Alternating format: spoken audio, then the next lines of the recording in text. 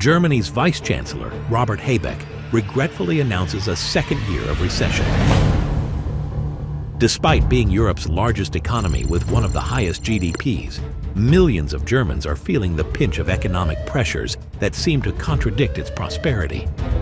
So how can a nation that was once celebrated for its industrial innovation and energy transition face such an economic setback?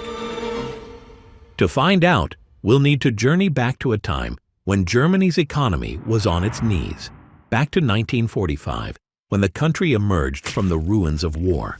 In the aftermath of World War II, Germany's industrial output plummeted by a third. Food production was slashed to half of pre-war levels, and housing stock diminished by 20%.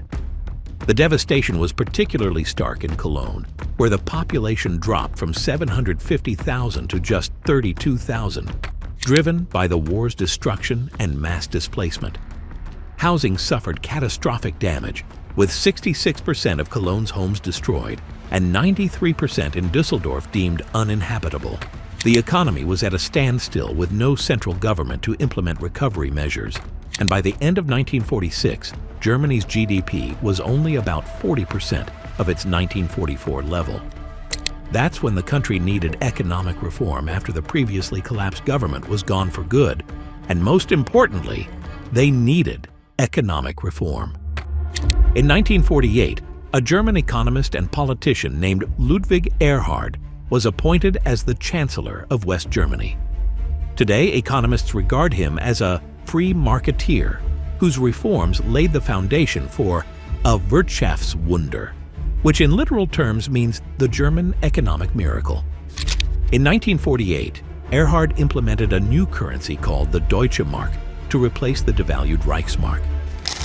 With this change of currency came a drastic reduction in money supply by approximately 93%, which of course stabilized the economy by curbing rampant inflation. After the currency reform, he abolished most price controls that had been imposed during the war. This allowed market forces to determine prices rather than government mandates. With prices set by supply and demand, producers were incentivized to increase output since they could sell goods at profitable prices. This led to growth in industrial production and, of course, the employment rate. Then Erhard implemented substantial tax cuts for both individuals and corporations. For instance, he reduced the middle income tax rate from 85% to 18%. This allowed consumers to have more disposable income which they could freely spend and invest. These three principles, monetary stability, price liberalization, and low taxation, were the reason why West Germany's industrial output grew at an average annual rate of 15% between 1948 and 1958. Notably, in just 6 months following the currency reform, industrial production surged by 50%. By the end of the 1950s, unemployment fell dramatically to around 1%. His policies and reforms continued to influence German economic policy long after his tenure. At this point, the key to economic growth lay in these three principles, but somewhere along the line, the German policymakers stopped learning from historical success, which made the next 40 years an economic roller coaster. But to understand this, it's important to note that Germany was never much of an oil-producing country throughout its history. Although there were some reserves discovered and developed in the post-war years, they were insufficient to meet the growing demand for energy as the economy began to recover. By 1973, domestic production peaked at around 8 million tons, but still fell short of requirements. As a result, the country heads made the decision to rely on imported oil to fulfill their needs, and so they did. By 1973, approximately 45% of Germany's oil was imported from OPEC countries. It was a tough decision, but because of Germany's global relationships, this was a good step. Plus, they were able to fulfill their domestic demand while they were working on alternate energy resources like nuclear power. However, being this much dependent made it vulnerable to external shocks, like the 1973 oil crisis. We're not going to jump too much into the political detail of it, but because of the Yom Kippur War of 1973, you can Google what this is. OPEC members decided to cut oil production and imposed an oil embargo on oil shipments. The price per barrel of oil quadrupled from around $3 to nearly $12 by early 1974.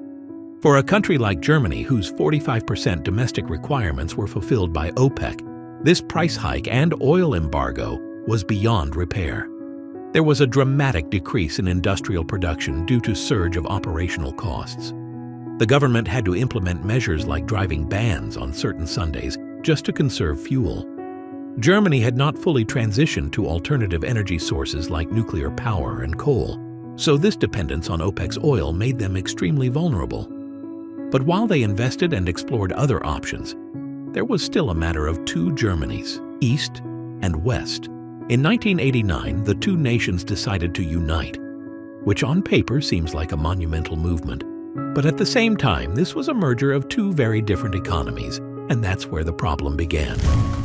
We've been talking about West Germany all this time, particularly because their economy was the stronger of the two. West Germany contributed to about 92% of the total GDP of unified Germany prior to reunification, while East Germany had high unemployment rate, particularly because of their policies. Remember how Ludwig Erhard endorsed a free market economy? This was something East Germany did not have, so with this unification, they had to restructure businesses, clarify property rights, and establish competitive market practices that were daunting given the existing inefficiencies. Their infrastructure was also outdated and required massive investments for renovation, which was a burden not just for East, but for the West too. It was estimated that the total cost of integrating East Germany exceeded 2 trillion Deutsche Marks. This led to increased public debt because it was initially assumed that the cost could be managed without raising taxes. However, this proved to be unrealistic. Also, with this economic burden, Germany made the decision to restructure its energy sector through privatization and deregulation. They reduced coal subsidies while increasing natural gas imports, because in the history of Germany, every energy project that was not renewable was met with protests and setbacks, which is why the country was inclined towards imports more than domestic production. And this was, and still is, the biggest problem in German economy. After the 1973 oil crisis, the country was on the lookout for alternative suppliers. Non-OPEC countries like Norway and the United Kingdom became their key supplier and fulfilled the deficit. Meanwhile, domestic oil production continued, but with very limited success. Germany ventured off into nuclear energy in 1962, but it led to many anti-nuclear protests in the 1970s. Ironically, the world can learn a thing or two from Germany's reactive decision-making through their nuclear energy journey. Before we continue, a quick thumbs up lets us know we're on the right track with content you find valuable, and it helps us create more detailed videos like this one. So if you're finding this useful, give it a like. For perspective, nuclear power accounted for about 25% of the total electricity produced in the country by 1990, and by 1995, this share peaked at nearly 30%. During this time, the world's worst nuclear disaster had happened, which was the Chernobyl disaster in northern Ukraine, which technically had nothing to do with the Germans. But with this global event came the pressure from protesters to cease nuclear production. In 2011, there was the Fukushima nuclear accident, which technically didn't happen because of any nuclear spill or anything, but it was just fuel for Germans' anti-nuclear protesters to pressurize the government and get rid of nuclear, which they did. Prior to the Fukushima disaster, nuclear power accounted for approximately 22% of Germany's total electricity generation. On March 14, 2011, just 3 days after the disaster, the German government announced a nuclear moratorium. This involved suspending operations at all nuclear plants that had been commissioned before 1980 for immediate safety evaluations. And on June 30, 2011, the German parliament voted to phase out nuclear energy entirely by the end of 2022. This is a revolution, said Environment Minister Norbert Röttgen. It's the first time that such a big industrial country has done such a thing, and we think it's good for our country. By April 5, 2023, the last 3 operational nuclear power plants, named Isar 2, Emsland, and Neckar-Westheim 2, were officially shut down. Now, all this is commendable, till you realize that Germany is heavily reliant on imports to fulfill its domestic demands. This was a country that needed domestic production to outweigh the imports. Yet instead of keeping nuclear energy as a domestic energy source, it did the opposite. They phased out nuclear energy and found another long-term partner to import oil from. In the late 1990s and early 2000s, Germany formalized its energy ties with Russia through long-term contracts for oil and gas supplies. They formed the Nord Stream pipeline in 2011, which allowed Germany to source energy directly from Russia. In fact, Germany imported approximately 687,000 barrels per day of crude oil from Russia, which accounted for more than one-third of its total oil needs. Unfortunately, Germany relied on this dependency, not knowing that Russia would be entering in deep waters. Following the invasion of Ukraine in February 2022, Russia was faced with international sanctions, and any country dealing with Russia was considered a public enemy. In response to this, Germany announced plans to phase out Russian oil imports entirely by the end of 2022. By January 2023, crude oil imports from Russia had plummeted to just 3,500 tons, down from 2.8 million tons. But with this bold move, the country now had high inflation and declined domestic consumption, which is why the country entered in its first year of recession in 2022.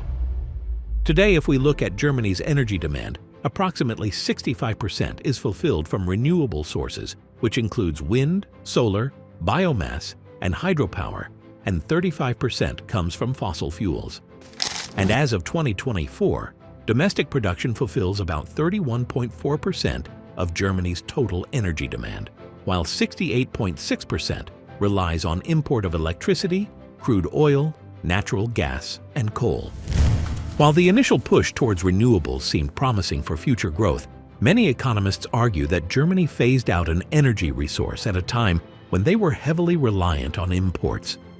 According to the trends, so far there hasn't been any supply challenges after the shutdown, but that's because they phased out nuclear energy in bits and pieces over the years. They allowed renewable energy to fill in the gap from nuclear energy, which also allowed it to gain a big chunk of Germany's energy sector. Industry representatives still warn that an effect on power costs may still become visible once Germany's economy moves out of recession, which we're hoping is going to be the year 2025. Germany's economic journey shows us a complex interplay of reactive decision-making and questionable dependencies. From its post-war recovery marked by rapid industrial growth to its current struggles with high energy costs and geopolitical vulnerabilities, Germany's future growth seems questionable. Now, as Germany navigates these turbulent waters with ambitious policy initiatives, do you think it will be enough to pull them out of a recession period? Can Germany overcome its energy crisis while maintaining its status as a renewable energy leader? Germany's journey shows the impact of bold choices and dependencies, but what about the Netherlands? We've got a fascinating breakdown of the Dutch economy waiting for you next. See you there.